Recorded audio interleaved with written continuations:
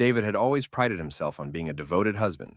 He worked hard, often late into the evenings, to provide for his wife, Sarah, and their two young children. His love for her was unwavering, even when life got tough. But somewhere, deep in his gut, a feeling had started to grow. Something was off.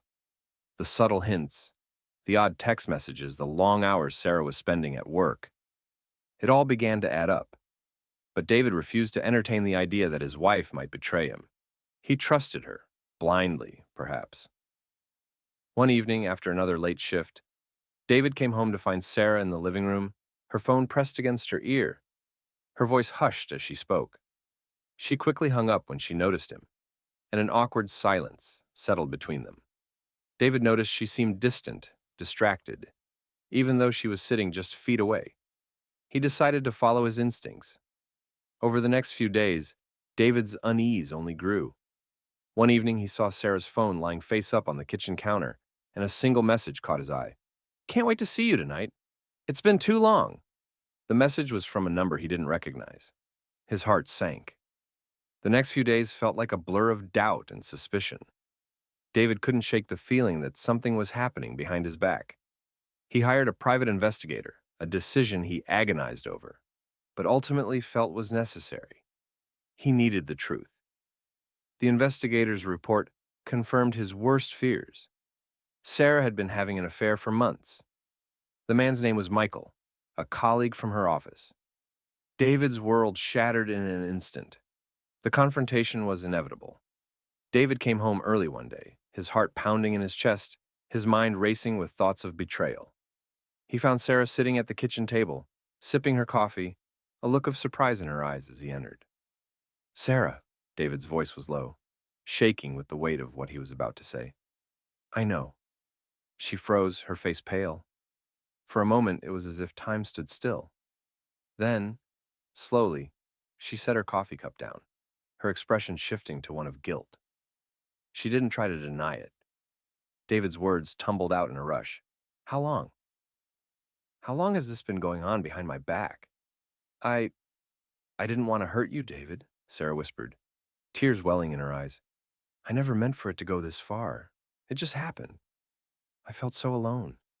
You were always working, and I didn't know who else to turn to."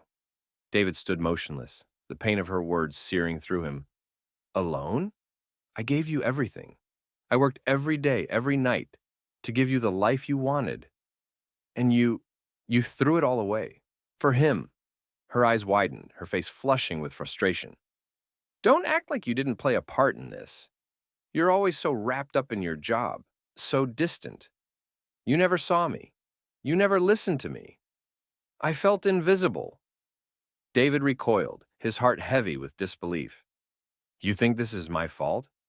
You cheated on me, Sarah. You betrayed me, and now you want to blame me for your actions?" She stood up abruptly, her voice rising with anger.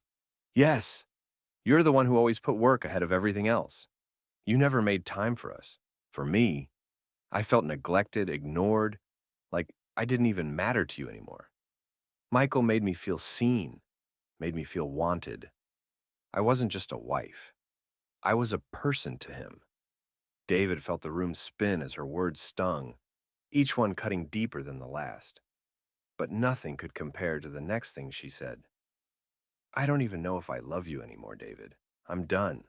I want a divorce." The words hung in the air, cold and final.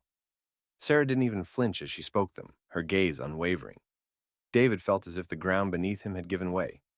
He had always thought that love was enough, that it was the foundation of everything. But now, standing in front of the woman he had loved for so long, he realized just how hollow that belief had become. "Fine," he said, his voice steady despite the crushing weight in his chest. "I'll file the papers." She didn't say anything else. There was no apology, no remorse, just a quiet acceptance, as if it were the most natural thing in the world. In the days that followed, the divorce proceedings were swift and impersonal. Sarah's affair had already given her a reason to leave, and her emotional detachment made everything even colder. David, heartbroken but resolute, agreed to a quick and clean separation. The woman he had given his heart to for years now felt like a stranger. When the papers were signed and the divorce finalized, Sarah left with nothing more than a simple nod and a few terse words. "Goodbye, David. Don't contact me again."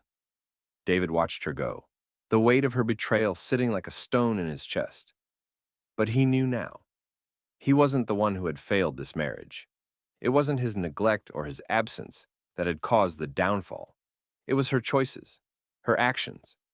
And yet, in the silence of their parting, he couldn't shake the feeling that the blame had never truly been his. As Sarah walked away, David realized that sometimes the hardest part wasn't losing the person you loved. It was accepting that you could never make them love you back.